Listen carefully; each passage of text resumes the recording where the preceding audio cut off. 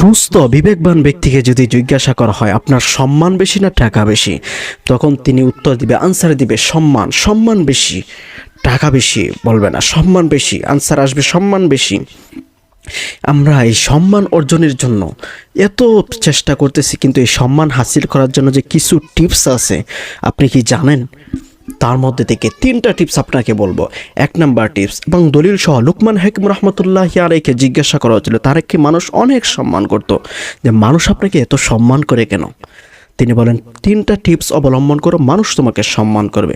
1 number হলো অনর্থক কথাগুলো ছেড়ে দিবে। এমন একটা কথা বলবে যে কথাটা তোমার হাজার মানুষের কথার থেকে দামি হয়, এমন কিছু কথা বলবে, অনর্থক কথা বলবে না। 2 নাম্বার হলো মিথ্যা ছেড়ে দিবে, মিথ্যা কথা ছেড়ে দিবে, সত্য কথা বলবে, সর্বদা সত্য কথা বলবে। 3 নাম্বার টিপস হলো আমানতের খেয়ানত করবে না, আমানতের খেয়ানত করবে না, আমানতের হেফাজত করবে। বর্তমানে আমানতের হেফাজত হচ্ছে না, হয় না। তাই এই 3টা টিপস অবলম্বন করবে, মানুষ তোমাকে সম্মান করবে। টাকা না থাকলেও মানুষ তোমাকে সম্মান করবে।